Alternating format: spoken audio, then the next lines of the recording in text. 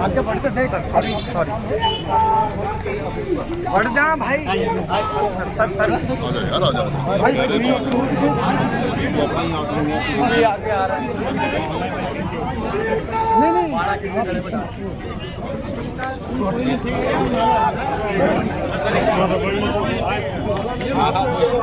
गांधी किसानी लाल जिंदाबाद जिंदाबाद यार ये सुनील भाई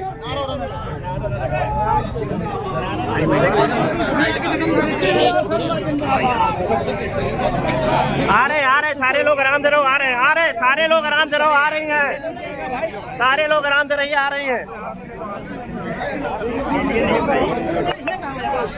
सारे लोग आराम से रहिए आराम से सारे लोग आराम से प्रियंका गांधी केएल शर्मा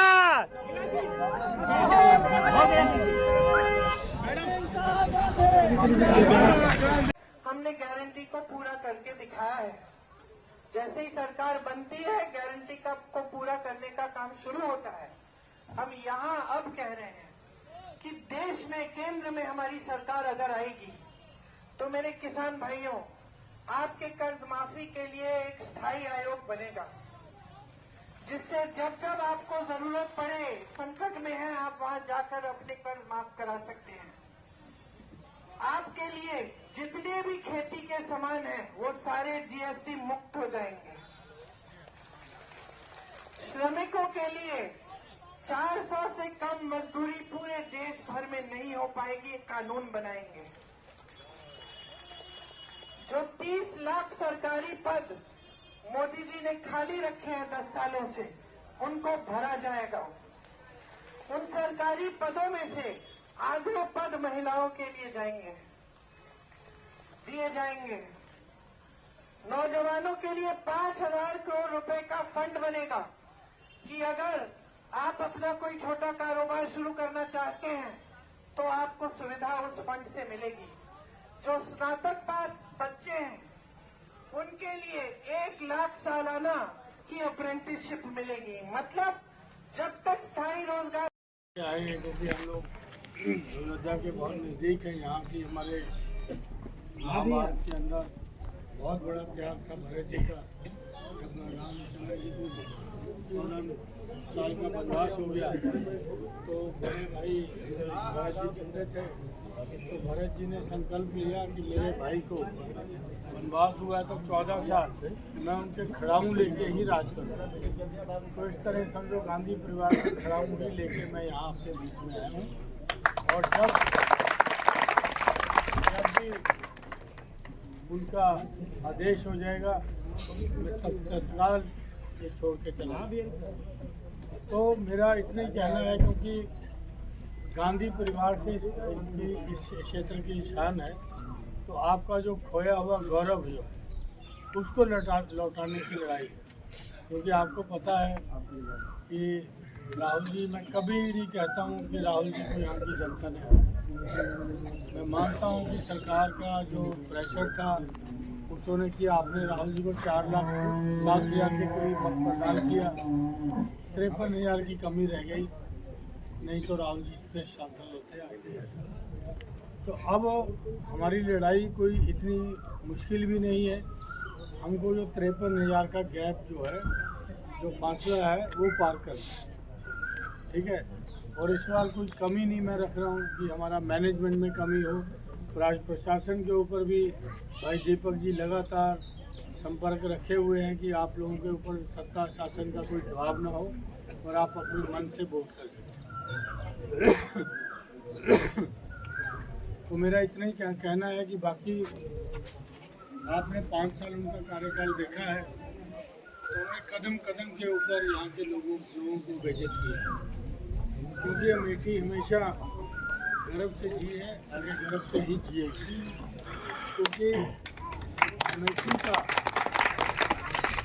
जो इतिहास है, इतिहास गांधी परिवार से शुरू होता है। जब संजय जी 1975 में आपके यहाँ आए थे, 1980 में वो सांसद बने, बड़े कम समय के लिए रहे। उसके बाद 81 में राजीव जी आए, फिर बीच में कैप्टन साहब आए, फिर सोनिया जी आई, तो उन्होंने मतलब इस क्षेत्र को छोड़ा नहीं। और जो भी यहाँ पे लोग आते गए, हेलो, जो लोग भी यहाँ पे गांधी परिवार के इको कम, तो जो लोग भी गांधी परिवार के लोग यहाँ पे आते रहे, एक विकास की नई इबारत यहाँ पे लिखा गया। तो मेरा बस आपसे यही निवेदन है, क्योंकि एक तो मीटिंग बड़ी जल्दी आ गए हम लोग, आपको जो टाइम था उससे पहले ही आ गए, लेकिन तब भी सारे गांव वाले इतने शॉर्ट नोटिस पे आ गए। मैं सबका आभारी हूँ।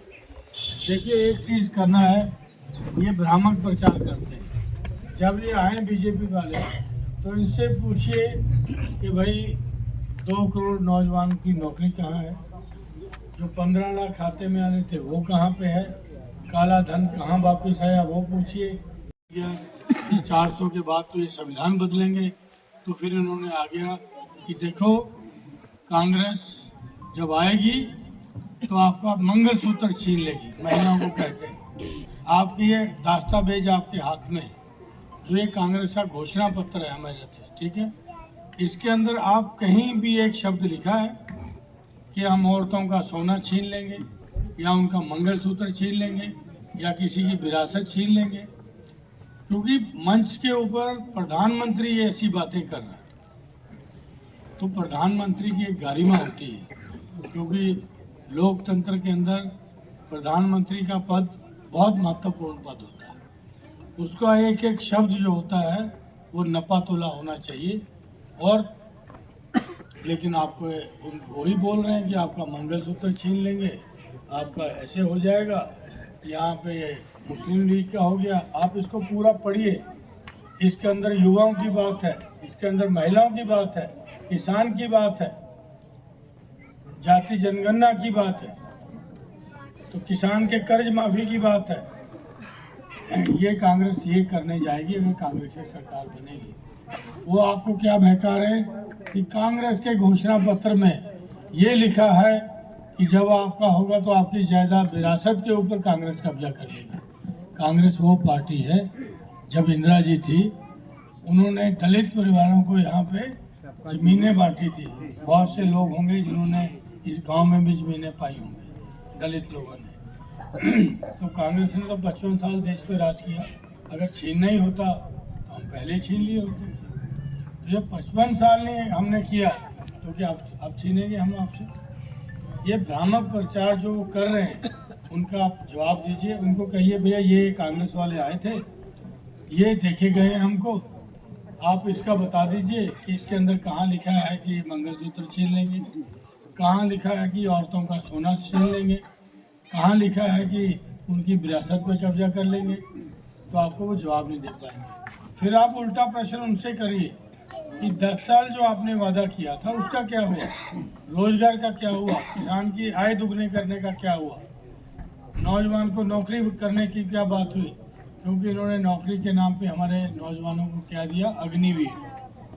अग्निवीर क्या है? 18 साल में जाएगा, 6 महीने की ट्रेनिंग करेगा, उसके बाद जाएगा और 22 साल की उम्र में रिटायर होकर घर आ जाएगा। 22 साल की उम्र में लोग नौकरी पाते हैं और 58 साल की उम्र तक नौकरी करते हैं, 4 साल की नौकरी। फिर उसके बाद लोगों ने पूछा कि ये स्कीम गलत है, कांग्रेस ने हाउस में रखा, अपने पार्लियामेंट में उठाया, तो उन्होंने कहा कि नहीं, इसमें ऐसा भी है कि जब वो 4 साल बाद रिटायर होंगे तो हम उनको बीजेपी के दफ्तर में चौकीदार बना देंगे। ये इनका सोच है। आगे भर्ती होती थी, एक बार नौजवान मेहनत करके भर्ती होता था तो उसका ये था कि 15 साल बाद रिटायरमेंट, 5 साल के बाद रिटायरमेंट लेगा, 15 साल में लेगा या पूरी नौकरी करेगा, उसकी इच्छा पे होती थी। क्योंकि बीच में उसको लगता था कि मेरी प्रमोशन यहाँ तक ही होनी है, तो इसलिए अपना पैसा बन गया उसका, VRS में ले लेता था और घर आ जाता था। यहाँ अपना छोटा मोटा दुकान खोल लिया तो अपना ये करता था, सामान वो अपना वो कर नौकरी का अपना दुकानदार करता था, अपने बच्चों के बीच में रहता था। इनसे पूछिए जरूर, क्योंकि ये लोग सत्ता दल में इनको 10 साल हो गए। जब वो हमारे कामों का हिसाब लेते हैं तो जनता का हक बनता है कि उनके कामों का भी हिसाब। तो बस मेरा इतना ही आपसे कहना था। तो क्योंकि आगे और भी मीटिंग लगी है। आज प्रियंका जी भी आपके बहादुरपुर के आगे तेंदुआ गांव है, वहाँ पे आ रही हैं, तो आप अगर आ सकते हैं तो वहाँ भी पहुँचिए, उनको सुनिए। कल तो शायद आप ही के क्षेत्र में उनका कार्यक्रम भी है, करैया में, परैया नमक साहब, परैया में है कार्य, आपके पास में ही है, तो आप सब लोग वहाँ पे उनको सुनने आइए। कल प्रियंका जी का मेठी का सघन दौरा जो है कल है, तो आप आइए, अच्छे से उनको सुनिए। और बस मैं एक ही चीज़ आपको बताता हूँ कि मैं भी यहाँ पे खड़ा हूँ, देखिए इस परिवार के खड़ा हूँ, रख के ही मैं सांसद बनूंगा अगर बनूंगा। और जब उस परिवार चाहेगा कि उनकी अमानत वापस करने की बात होगी, उसी दिन एक क्षण भी नहीं लगाऊंगा वापस करने। मैं भी जानता हूँ कि आपके दिल में प्रेम है कि गांधी परिवार आए, और मैं भी चाहता हूँ कि गांधी परिवार आपके यहाँ पे आए। हमारा MP MLA बनना कोई ज़रूरी नहीं है, क्योंकि हमारे घर में हमारे पिताजी कभी MP MLA नहीं रहे, ठीक है। यहाँ पे मैं सेवक बन के आया हूँ, और जब तक जिस भी रोल में रहूँगा सेवक बन के ही रहूँगा। राहुल गांधी के प्रियंका गांधी के जिंदाबाद जिंदाबाद। आपका धन्यवाद, आप इतनी दोपहर के अंदर आप आए। माताओं बहनों को खास करके इस समय थोड़ा आराम करती हैं, शाम को उनको खाना बनाना होता है, तो धन्यवाद। जय हिंद।